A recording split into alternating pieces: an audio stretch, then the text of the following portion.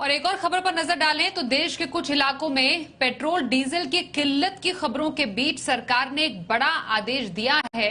अब private petrol पंपों को भी अपना स्टॉक मेंटेन करना होगा और पेट्रोल डीजल की बिक्री करनी होगी। पूरी खबर को विस्तार से समझते हैं।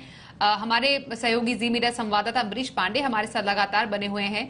अमरीश, जो ये नया आदेश सरकार के तरफ से सामने आया है प्राइवेट पेट्रोल पंपों के लिए, क्या उससे किल्लत में कुछ कमी आएगी? क्या कहता है ये आदेश?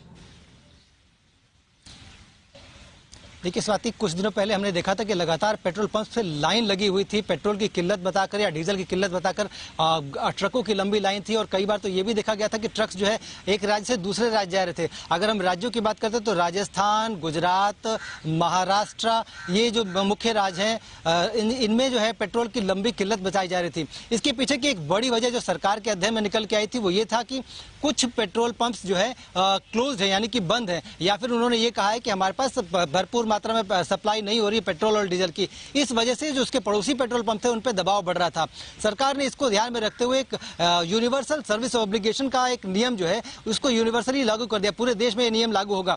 अगर हम इस नियम की विशेषता देखते हैं तो उसमें यह है कि अगर सरकार के तय किए गए नए नियम के अनुसार सारे पेट्रोल पंप को ऑपरेट करना होगा, यानी कि निजी पेट्रोल पंप हो या फिर पीएसयूज के पेट्रोल पंप हो, उन सभी को सरकार की जो गाइडलाइंस है उसका पालन करना होगा। गाइडलाइंस क्या हो सकती हैं? उसमें खुलने और बंद होने का समय ये सरकार तय करेगी। इसके अलावा जो सबसे अहम चीज वो ये है कि इनमें जो सप्लाई है वो भी सरकार उसकी निगरानी करेगी। यानी कि सरकार ने ये साफ कर दिया है कि पेट्रोल पंप्स अपने जो मिनिमम स्टॉक जो है उसको मेंटेन करेंगे। इसके अलावा वो रोजाना कितनी बिक्री कर रहे हैं, रोजाना कितना इनपुट ले रहे हैं, इसका भी रिकॉर्ड सरकार को देंगे। साथ ही साथ जो अगर उनके पास ऐसा लगता है कि किल्लत हो सकती है या सप्लाई उनके पास भरपूर नहीं है तो उसके लिए भी एडवांस में वो सरकार को जिम्मेदारी जानकारी देंगे।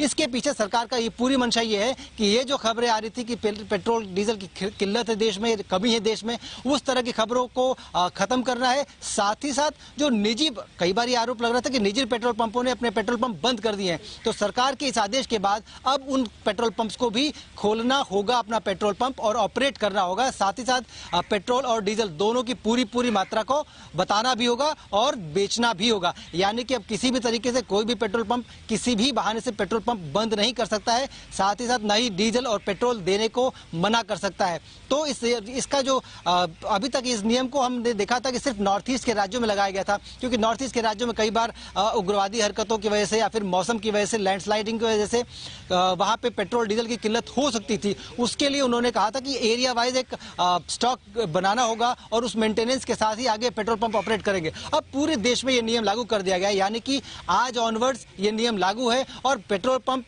अपने आप से बंद नहीं कर सकते हैं और सरकार की गाइडलाइंस का उनको पालन करना होगा। तो कुल मिलाकर ये तैयारी सरकार की इस बात को लेकर है कि जो पेट्रोल डीजल की किल्लत जैसी खबरें आ रही थी उसको शमन किया जा सके और लोगों को आश्वासन दिया जा सके कि देश में भरपूर मात्रा में पेट्रोल और डीजल है और सप्लाई की कोई किल्लत नहीं है। जी।